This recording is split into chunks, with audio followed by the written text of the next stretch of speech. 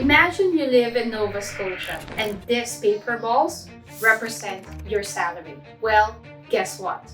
40% of your salary goes to rent alone. The average rent in Nova Scotia for a one-bedroom is $2,008 per month. And the minimum wage in Nova Scotia per hour is $15. Let's put this into perspective. If you work full-time, 15.20 per hour, you work 8 hours a day, 5 days a week, 4 weeks in a month, you would have earned $2,432 as a minimum wage earner.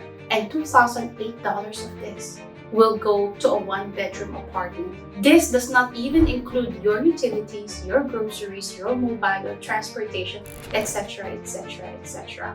And this is one of the reasons why many people opt and tend to live with more people in a shared accommodation, 3 to 4 persons in a 2-bedroom or 1-bedroom apartment to share costs, to make life livable.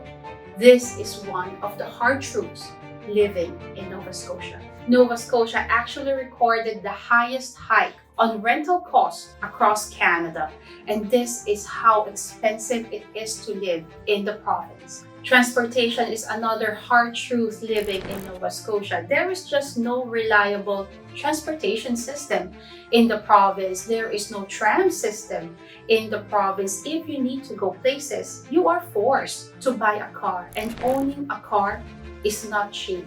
It's one of the highest expense any Canadian has in the country. It is one of the highest expense I have living in Canada. Insurance alone, you can pay from $1,000 to $1,900 per year, even $2,000 per year on insurance alone. And this kind of insurance is only just a third liability insurance, meaning if you get into an accident, whether it is your fault or not your fault, you are not covered by the insurance company. That insurance of paying $2,000 a month only legalizes you to drive on Canadian roads. And this is how expensive it is to have your own car in Nova Scotia. As a matter of fact, I would have to say that it's not only in Nova Scotia, even in New Brunswick, the PEI, in Newfoundland, in major cities or in major provinces in Canada. You can live by in Toronto, in Montreal, in Calgary, in the big cities without a car perhaps, but the moment you step out of that city, you will need to have a car, and that is an absolute high expense to every single Canadian, especially in Nova Scotia. The job market in Nova Scotia is heavily concentrated in Halifax and the neighboring metro areas. If you drive 45 minutes to 1 hour away from the metro area of Nova Scotia or Halifax, then your job opportunities become very limited. And this is a major problem because you do not necessarily want to live in Halifax. Yes, you can live or you can work in Halifax and not necessarily live, because living in Halifax will slash your earnings by 40% in itself. And if you live outside of the metro area, then you have more money left in your pocket on a monthly basis because your rent tends to be lower. But the thing is, in Nova Scotia, most job opportunities are in Halifax, and this is a catch-22. It can be a tricky situation, and therefore this is one of the hard truths living in Nova Scotia.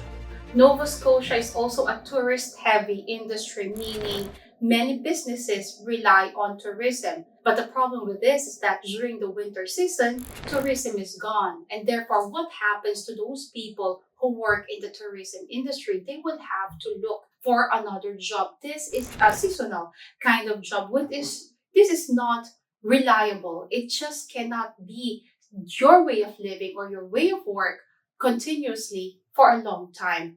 And therefore, the seasonal way of job opportunities, seasonal work opportunities in Nova Scotia is truly one hard truth that you will have to face when you choose to live in that province. But if I compare Nova Scotia against New Brunswick, I would still say that Nova Scotia has a more robust industry than in New Brunswick. As a matter of fact, if you will go to questjobs.online, you will find that majority of jobs in the Atlantic are actually from Nova Scotia. There are many job opportunities. There are many peer pathways in Nova Scotia. I know for a fact that there are many students from Ontario, British Columbia, and Alberta that are thinking of moving to Nova Scotia. And there are many international applicants who think and believe that studying in Nova Scotia is a good option, which is actually, I would agree. Now, Nova Scotia has got the international graduate stream, wherein if you finish 50% of your education in Nova Scotia, you are prioritized with PR invitation. This peer pathway is designed for all students who finish caregiving, early education, pharmacy technician, nurse aides, LPN in the province. As I always say, where there is a job, there is a peer pathway. And if you're looking for a job, whether you are a post-graduation work permit, a work permit holder, or an applicant from outside Canada, guys, I urge you, visit questjobs.online. In that portal, we have categorized thousands of jobs in accordance to the most possible peer pathway. We have got peer pathways in Manitoba, Saskatchewan, New Brunswick, and Nova Scotia. We have also tagged all of these peer pathways in accordance to the eligibility requirements of each peer pathway for international applicants or for student applicants, as well as tourist visa holders. We are trying to make your lives as easy, as convenient, and as effective as possible when it comes to searching and landing a PR job in Canada. Taxation is something that we cannot avoid talking about when it comes to hard truths living in Nova Scotia. Nova Scotia has got one of the highest taxation levels across Canada, pretty much like or comparable to New Brunswick. Nova Scotia also has got problems when it comes to healthcare. People tend to spend hours upon hours of time waiting on emergency clinics, and people have to wait years upon years to land a family doctor. The problem with healthcare is that it is not exclusive to Nova Scotia, or it isn't exclusive to Atlantic Canada. This is a problem across the country.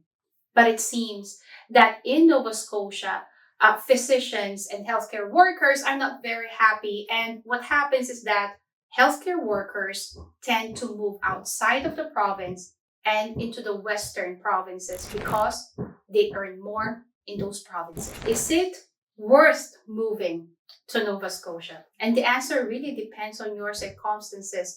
If you are an international student about to graduate, then certainly I would say so. It is absolutely worth your time and your effort and your resources to move to Nova Scotia. If you are a spouse of an international student looking for a PR pathway, Nova Scotia is the way. Nova Scotia could be a deal for you. If you are a temporary foreign worker looking for a PR pathway, certainly I would say so. If you live in British Columbia, in Alberta, looking for a PR pathway, Nova Scotia could well be a pathway for you to have a legal status in the country. Now, if you are already on a legal status, meaning you are already a permanent resident living in Alberta, I would think about it. Nova Scotia could be or may not be a place for you. It truly depends on your circumstances. But if you are a family living in Ontario, no matter what your situation is, I certainly believe that moving to Nova Scotia should definitely be one of your considerations.